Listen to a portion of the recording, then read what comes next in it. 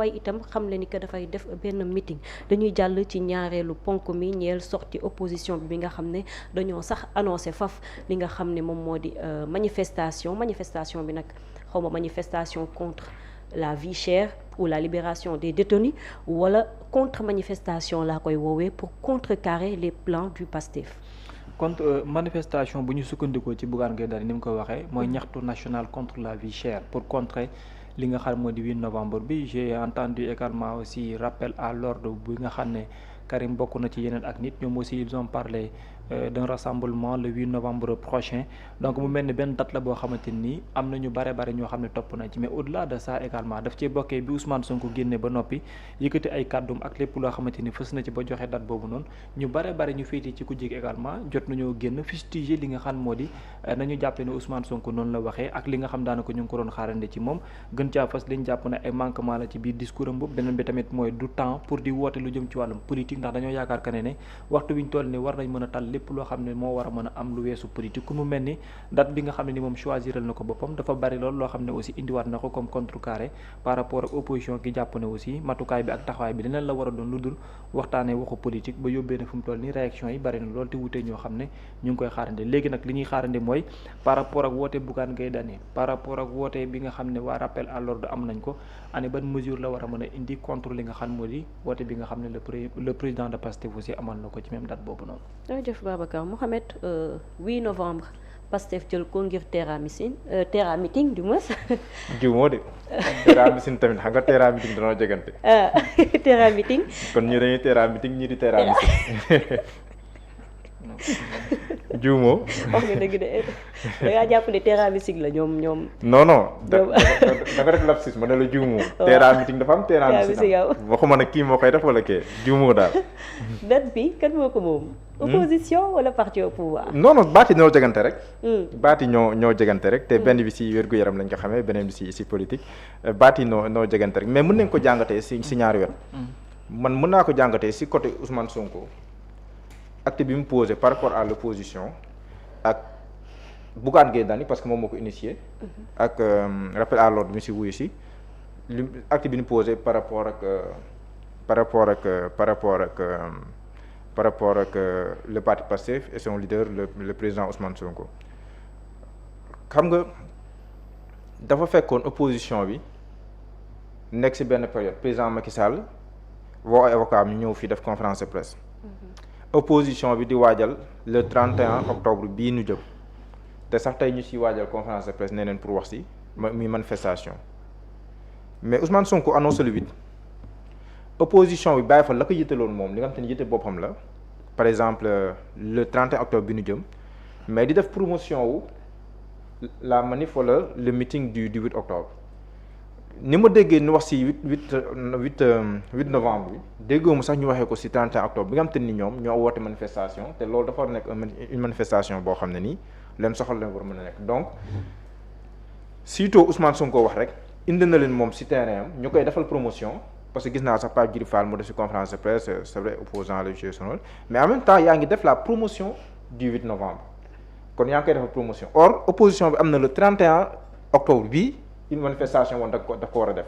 donc loolu je pense que de ce point de vue là nekk la loo xam ne nii peut-être jàpp naa ne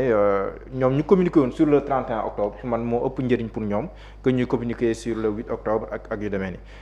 beneen bi aussi le président du parti Pastef ay militants lay wax da tey sympathisant politiquement loolu mënoo ko reprocher koo xam ne nii dafay politique mu waxtaan ak ay militants am waxtaan ak ay sympathisants c'est son droit le plus absolu comme ni keneen ak keneen amee droit waxtaan ak say militants say kii donc loolu bu juree autant de réactions dañuy dugg dans le jeu de Pastef et du président Ousmane Sonko maanaam fi opposition bi jekk woon téefa wax naa la Macky Sall ak sortim la dette cachée ak yu demee noonu là on n'en parle plus on ne parle que du 8 donc mooy avant 8 bi nga xam te nii moom la Sonko waxoon dafa mel ni ba léegi nii moom mooy dicter le jeu politique fu mu ko bëgg a teg fa la koy teg amoon na débat yi fi amoon mais bu mu lancé le 8 rek ne leen avant le 8 dina am te ñu ngi ci avant le 8 bi opposition pouvoir ñëpp ne ci kon day mel ni ba léegi nii ñu ngi koy topp ci jeu boobu noonu peut-être sax loo xam ne ni mu jublu ci koon mais daf koy réussir et on lui fait la promotion de ça et plus coow li di judd aussi plus muy jur au sein des soutiens de Sonko benn genre sursaut parce que Sonko dafa am ñaar yoo xam ne ni daf see aay loolu mooy bu nekk en position de faiblesse wala mu mel ni ku nekk en position de faiblesse wala yenn saa yi bu mel ni ku nekk dans une position de victime yooyu daf see aay loolu te boo xoolee dafay jur benn genre sursaut même défi bi ñu bëgg a teg nii foofu laay ñëw si opposition bi le 8 fii le 8 fee défi boobu noonu dafay gën a stimuler les soutiens de Pastef parce que après compétition la nga koy def mais quand même c'est heureux que kii di woote fii parce que bu ñu fàttali ko président Abdoulaye Wade bi muy inauguré fii monument de la Renaissance dañoo autorisé woon une manifestation de l'opposition donc loolu c'est heureux et c'est ce qui fait battre le cœur de la politique au Sénégal la contradiction ak yu demee noonu léegi opposition bi fi mu ko teg ñaxtu national du sa opposition Bougane moo ko initié te même loolu par exemple bu nekkoon loo xam dañ koo waxtaanee ci biir opposition bi mu nekk comme ni ñu waxtaanee le 31 octobre te ñu waroon communiquer ci loolu mu des tey am nañ ci conférence de presse à 11h dafa ne bu nekkoon lu collégial lay nekk ci opposition dina gën a mën a kii mais da ngay gis ne initiative benn nit la après ñeneen ñoo topp ci loolu tam peut-être mën na jur problème tuuti noonu parce que boo xoolee opposition bi manque de leader charismatique boo xam ne moom mooy mën a maanaam mën a charrier li nga xam ne moom moo ci nekk lépp dafay des lu bëree bëri mais opposition bi am na ay argument dans la mesure où mën nañ interroger le contexte bi nga xam ne nii ñu ngi wax la maladie de la vallée du Rift mi ngi propagé wu mi ngi am ay ñu ñàkk seen bakkan ci réew mi contexte bi ñu toll nii contexte de redressement ñuy wax wàllum dette cachée ce débat là la conjoncture économique ak demee noonu est-ce que le premier ministre quoique président du parti Pastef est-ce que xaaruñu ko ci yeneen lu dul ay militants am di waxtaan ak ñoom loolu ce sont des arguments valables pour l'opposition ak yu demee noonu man dama jàpp ne fu mu toll nii opposition bi ci yooyu la war a nekk maanaam di boyal di boyal di mener la bataille d'opinion ak yu demee noonu mais rapport de force bi ci wàllum politique bi mën na bañ a nekk loo xam ne nii dafay profitable à l'opposition là peut-être dans quelques années wala quelques mois peut-être mais là ba léegi nii loolu dafay doon loo xam ne nii mën na leen affaiblir davantage day mel ni ngay dóor dans l'air or bu nu mënee la bataille de l'opinion di ŋàññ di ŋàññ di décrier les actes du premier ministre Ousmane Sonko ay demee noonu mën na nekk loo xam ne ni quand même mën na leen jox dans la durée benn portée boo xam ne ni mën nañ ko am mais tant que mi ngi nekk rapport de force là je doute que mu ñor or bu ñorul rek après ça revient à la faveur du parti Pastef parce que boo xoolee même ñoom seen biir les plus grands adversaires ñoom seen biir la loolu peut-être dinañ ci ñëwaat mais opposition pour man dafa war a gën a booloo gën a mën a boole peut-être loolu la ñu jéem a def le 8 maanaam les forces sociales ak yu demee noonu parce qu'on parle de lutter contre la double taxation ak yu demee noonu c'est bien mais lu ñuy toggalee doon pas luy spontané lu ñuy toggalee noonu muy ñëw si yow mais tant que mi ngi spontané di nekk en réaction à Ousmane Sonko rek c'est lui qui gère le lead et tant que yaa ngi topp si ginnaawam dafay doon lu jafe. jërëjëf Mohamed Babacar Sonko annoncé le 8 Bougane annoncé le 8 également ndax loolu du nekk daf leen di teg si position de suiveur boo xam ne tey jii mën na sax nëbb seen ampleur bu ñu waroon a am. non mais il faut les comprendre aussi parce que man réaction yi am ak ci topp yëpp lenn nga ci mën a téye c'est la dimension politique de l'homme du moom kese quoi en fait mën na comprendre que Ousmane Sonko génn na après mu def une réaction ñii ne wéy lii pourquoi alors qu'au même moment on en était où laaj bi ñu samp foofu lay nekk mooy avant Ousmane Sonko di génn l'actualité était où exactement da ngay teg foofu sa baaraam ba pare nga doogoo defaat nag beneen désorientation bi mu waxee ba noppi fan la mbir mi yenn jiwaat pour man raison principale bi war a mën a tax ñu comprendre enjeu politique bi nekk Sénégal mooy comment est-ce qu'il faut faire pour comprendre la dimension de l'homme politique bu ñu noppee ci loolu ba pare kenn ku ci ne ci ñoom war a mën a doog a dem wuti ji nan la ñuy def ba jëm ko contrecarrer et c'est ce qu'il n'arrive pas à faire jusque-là parce que boo amul loolu noo koy jàngatee ba xam ko da ngay am problème boo xam ne bu sérieux la da ngeen annoncé octobre rouge bien avant même ça c'était presque mois de septembre su ma juumul ngeen annoncé octobre rouge bi mel ni lu échoué après voilà ngeen ne nañu jéem a xoolaat ana ban taxawaay moom la ñu am nga ñëwaat waxoon encore le 31 ñu xaaroon que ne dafay nekk benn moment boo xam ne lu mu gàtt y aura l'unité pour que massification gi ni mel war a mën a am ngeen am toujours un problème pour mën a même sax am repère pour mën a xool nan ngeen di taxawee et jusque-là vous êtes davantage démotivé par une autre personne et j'ai entendu benn jeune muy wax keroog ci manifestation bi ñoom waa rappel à l'ordre xaw ma je sais pas non ñeneen ñi doon woote après ban la ngay poser wu question soutien à Farba Ngom non avant boobu noonu am na bu ko jiitu woon bi ñuy wax ci wàllum courant électricité bi. ñoo lànk bi ñu doon woote. waaw ñoo lànk la xam nga da daan Mouhamed xam nga ñun dañ daan couvrir manifestation il va arriver que parfois ñu ànd dem da nga daan gis ñeneen nekk une organisation woote manifestation mais les leaders parti politique yi nekk Pastef dañuy dem. te bu nekkul Ousmane Sonko la tu verras des profils yoo xam ne sont très identifiés au sein de Pastef ñu dem teew fa. xoolal keroog manifestation bu toll ni courant bu cher. ñoo lànk woote ko kan nga fa gis. en termes de leader si ce n'est pas Abdou Mbow après mu mel ni ne am na loo xamante daanaka lu ñu war a mën a comprendre la mooy ñoom bu ñu amee occasion wala ñu amee opportunité lan moo tax du ñu ko saisir ci waxtu boobu noonu malheureusement après da nga bëgg a bàyyi ba nit ki dafay ñëw génn nga bëgg a toppaat ci ginnaawam jàpp ne loolu am na lu mu la mën a may comme doyoo Ousmane Sonko bu génnee du mat sax ay secondes nga gis ay réactions sur le coup pour des hommes politiques yu jàpp ne dañu am benn dimension bi mais ça ne se fait pas. parce que am na yenn dimension yoo xamante ni soo ko amee sa sortie lu mu gàtt loo war a préparer lay doon pour savoir exactement nit ki génn na wax na mais man nan laa ko war a mën toppee wala man sama réaction lan la war a mën nekk ça c'est le minimum en fait moo tax may la il n'arrive pas à canaliser exactement wala pour xam ne dimension homme politique bi nan la ñuy def ñun ba mën ko contrecarrer problème bu njëkk bi ñu am boobu la mooy d'autant plus ils passent tout leur temps à parler de divorce wala de problème entre Ousmane Sonko et Diomaye eux ils ont du mal aussi à construire une unité au sein de l'opposition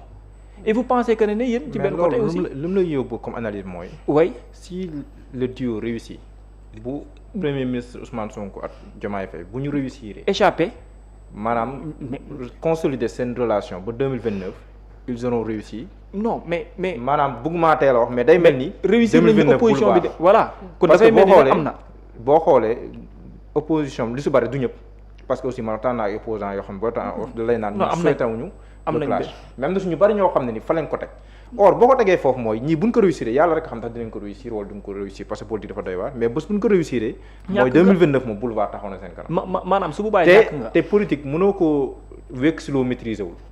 te ñoom ñaar bu ñu xuloowee tamit ça veut pas dire que diw moo koy jël wala diw moo koy jël ñoom ñaar bu ñu xuloowee au contraire après mbir bi ñoom ñaar si ñoom seen diggante lay nekk loolu ça exclut davantage leneen si opposition parce que ñoom ñaar bu loolu amee mais léegi débat bi lan lay nekk après Sonko Diomaye ba 2029. oui non donc loolu noonu yëpp ce sont des paramètres à prendre en compte. non xam nga problème bi gën a mag yëpp mooy que ne maanaam ñun dañoo am suñ programme bopp amul dara lu ñu mën a détourner ba suñ programme bi ñu wàcc yoon boobu noonu c'est-à-dire que man foofu laa ko yaakaaree.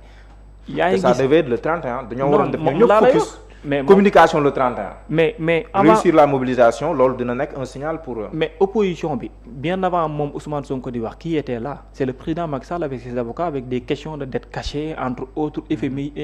si Ousmane Sonko n'était pas sorti tey jii nii ci loolu la ñuy waxaat ce qui est sûr et certain te même le 31 octobre bi ñuy wax mën na bañ a nekkaat à jour léegi question bi ngay posé wu mooy xam nga am na ñoo xam ne ñu ngi doog a yëg ne le 31 opposition dafay manifester. am na ñoo xam ne ñu ngi koy doog a yëg c'est-à-dire problème bi foofu lay nekk comment ñun la ñu mën a def ba même suñu dul am réussir sax pour am benn unité bi nañ mën suñu communication di jàll ni muy waree man pour man aujourd'hui fi ñu war a taxaw lenn la mooy li ma la wax sànq nañu fexe di am benn jàngat au minimum ne dimension homme politique bi fii la toll nii la koy doxalee ñun également aussi nous sommes dans l'opposition lii ma war a nekk suñu taxaw wala nii la ñu war a mën doxee pour man tant que demuñu ba am réussite boobu noonu ils auront toujours du mal à cerner exactement lan moo war a nekk seen trajectoire politique wala ñu mën a comprendre naka la ñuy contrecarrer nit ki du ay question de woote wala yooyu moo lay may lu tax ñi nekk di wax façon stratégie bu ne gis nañ ko fi ça n'a pas marché il faut prendre du recul ça c'est le minimum quoi pour man et puis dem ci yota par yota xam nan ngay taxawee mais on a besoin d'une opposition boo xamante ni daanaka dafay am doole on en a besoin parce que ci état démocratique la ñuy nekk mais avec aussi s'opposer avec la manière mooy li may wax mooy li ñu fi amoon une opposition dans les années 2019 dans les années 2018 2020 ba 2021 opposition boobu noonu nekkoon fi taxawaay gi mu amoon dans l'espace médiatique façon taxawalin boobu noonu jëm ci une opposition c'est de ça qu'on a besoin diggante 2017 2018 2020 ba presque ni ñu yegsee avant 2021 li fi xew façon opposition bu mel noonu pour man tant que réussir ñu ba demaat ci état bu mel noonu après éternel recommencement lay nekkaat mais bëgg suivre nit ki ci ni muy doxale ne politiquement pour nga jëm ko contrecarrer après toujours échec rek ngay cumuler échec sur échec moom ngay nekk. pour man am na tam beneen indicateur nga baal ma baabu nga am na tam beneen indicateur mooy bi ñu annoncé que Sonko dafay wax automatiquement dafa mel ni tout s'est arrêté. ñëpp ñi ak seen nooy ñëpp naan lan lay wax koo dégg après ça a donné ce que ça a donné mooy loolu dafay wone dayoo bu nit ki di am. si wàllum politique. te boo xoolee au matin amoon na ñu waxoon ne que dafay wax mais après boobu dañoo noon bon c'était faux mais après la ko annoncé nga gis ni ñëpp toog di wax loolu pour man c'est un indicateur. mais beneen bi aussi. et loolu je pense que je n'ai pas les chiffres en tête mais je pense que aussi chiffres yi am na lu mu si wax mais beneen bi aussi xam nga Babou mi ngi wax. li fi xewoon si opposition mais loolu bi am en général Babou boo xoolee année yi nga joxe. yaa ngi si deuxième mandat président Macky Sall jëm kaw boo xoolee même Abdou Diouf bi ko fii président Abdoulaye Wade di jëlee mais si mandat bu mujj en 2000 si lañ ko fi jëlee si mandat bi mujj te boobu sax le président Abdoulaye daanaka découragé woon na ñoom Amath Dansokho ñoom Landing Savané ñoom ñoo dem tingom ko ne ko yow la ñu wóolu si opposition bi jamono ji tingom ko ànd ak moom ñu ñëw fi def la marche bleue te boobu noonu sax président Abdoulaye Wade amatul woon yenn moyens maa ngi seetaan ndeysaan émission bi nga xam te nii Idriss Seck directeur de cabinet je pense d'alors du président de la République bi mu defoon si en toute liberté moom ak journaliste bi yàlla na ko yàlla gën a may gudd fan ak wér-gu-yaram muy dina ñëw il est même à la retraite nekkoon Daouda Ndiaye muy wax si nan leen réussir la marche bleue alors que jamono jooju amuñu woon sax ay moyens ak yooyu noonu pour dire que opposition dafay toll foo xam ne ñaari la war a boole mooy benn une foule de mécontentement de contestation wala yooyu noonu au niveau social mais loolu am aussi un leader charismatique boobu moom mooy porter loolu noonu yëpp pour mën a sonal nguur ñaar yooyu bu dajawul après dafay jafe bu nekkee da ngeen dem en rang dispersé loolu ku muy arrangé rek moom mooy le pouvoir en place moo tax voilà président Macky Sall stratégie sa bokkoon na si bu kuréel amee si opposition pour tas kuréel bi mu jël si kenn ki ko si gën a sonal indi ko si wetam bu la indee si wetam nekkul ne daf laa soxla pour nga yokk ko dara de mais pour wàññi kee la. pour néewal doole. il avait utilisé ça au dernier moment avec Yewwi Askan Wi. Yewwi Askan Wi après bi mu am. lu lang rek mu jël. bi mu am proximité ak Barth nekkoon fondamentalement dafa soxla Barthélémy Dias. parce que Barthélémy Dias dafa toog si opposition bi. c'était pour semer le doute au sein de Yewwi tas Yewwi Askan Wi waaye. donc loolu stratégie mais loolu moo amagul dans l'opposition et pour man c'est encore tôt. parce que ñi defaguñu fi 2 ans. waaw mais loolu Mouhamed pour mu mën a nekk nag. il faut ngeen di suivre avec la manière di dem tamit stratégiquement. bañ a nekk tam di suivre comme ni mu posé question bi. il va falloir que nga bañ a nekk suiveur. c'est-à-dire du nit ki ci lu mu génn rek ci loolu ngay topp pour wut ci yow sa stratégie. mais sa stratégie da nga koy lal mu nekk démarche gooy teg di ci dem yota par yota. yow da ngay gis koo xamante ni dafay nekk fële fongale mi ne ci leneen nit ki ne poymet wax rek mu ne fa rënjëng loolu yëpp. toppaat feneen fi moom fàtte ne moom am na sax objectif bu ko tax a jóg wala am na sax moom ci lu mu nekkoon alors que yéen vous nous avez annoncé benn octobre rouge ba le 31 octobre on a du mal à dire que ne où est la mobilisation dont on nous parlait parce que septembre bi ñu defee point de presse bi wax ñu on pensait que ne voilà octobre bi. waaw tey nag gars yi def conférence de presse. ñoom Modou Diagne Fada. jàll pare fi muy nekk en fait après di nga posé wu ay questions quoi donc pour man am nañu benn problème. organisation am nañ benn problème unité mais am nañ également benn problème de stratégie te au début bi ñu commencé bees ce que j'avais dit lan la woon mooy que ne il nous faut une opposition boo xam ne su bëggee am doyo dëgg-dëgg ci 2 ans wala 3 ans d'exercice su ñii il faut mu jël recul obligatoirement jël recul bi moo ko mën a may mu mën a am entre temps benn réflexion bu koy jox mu am benn stratégie de démarche temps bi muy toog di jël recul na jël temps boobu noonu utiliser ko sur le terrain na fekk mu profiter waale ci wàccaat à la base pour essayer de remobiliser les troupes nekkaale dans une observation balaa muy pare lu jëm ci wàllu stratégie boobu noonu fekk permettre na ko non seulement remobiliser na les troupes mais au même moment également aussi fekk na continuer na ba xam na lan moo xew temps d'observation boobu may ko pour mu mën a comprendre ci lan la ne wala ci lan lay ne beneen bi ci tegwaat également mooy un homme politique bu am benn dimension bi soo bëggee xeex ak moom il va falloir obligatoirement balaa dara di xew nga respecter ko ba pare ngeen doog a dem ci leneen parce que respecté ko soo déggee may wax paaka naan jëmm ji nii la mais il faut que ngay jàng ci doxalinam ba ni mu yegsee fi mu yegsi nga jéem a xool ses propres stratégies également bu dee am nga loo cay ñambaas nga dem ci ak moom mais bu dee da nga bëgg a toog jàpp ne nit ki lu mu wax nga ñëw ne xëy dóor ko yet moo lay may ab benn doye bi ni après à la limite dafay yow fu mu toll ni Ousmane Sonko bu waroon génn suba wax xam nga ne bu Ousmane Sonko balaa muy jeexal war nga mën nga toog fii ne ma diw sànga may njëkk a réagir diw sànga ma ci topp diw sànga ma ciy topp loolu à la limite dafay mel ni Ousmane Sonko bu demee ba waxati yow soo waxee sax nit ñi parce que xam nañ exactement mais la ngay indi lu muy toll la pertinence et tout ça devient problématique donc il faut une organisation autant nga mën a toog de diw sàngam dañoo meroo dañoo xuloo dañoo ni yéen tamit fexe leen régler ba nekk benn pour que yéen doye bi ngeen di wut mu mën a nekk luy réussir parce que bu daralul dara moom moo leen ëppagum doole te yéen da ngeen soxla doole il vous faut une meilleure organisation pour au moins mën ko contrecarrer. jërëjëf Babacar il leur faut du recul du temps waaye atam observation ak respect de leurs adversaires pour mën a xam rek nan la ñuy utiliser ay plan ngir mën a contrecarrer comme ni ñu ko waxee rek li moo nekkoon ñaareelu ponk bi ñeel sortie opposition bi nga xam ne dañoo génnoon rek di indigné wu ci sortie bi nga xam ne premier ministre jot na koo amal ginnaaw loolu nag ñu daal di annoncé seen contre manifestation bi nga xam ne dañ koy amal le 8 novembre bu ñu ca noppee dañuy ñëw ci sortie bi nga xam ne aussi Abass Fall daal dina koy amal indi ay tontu yu dëgër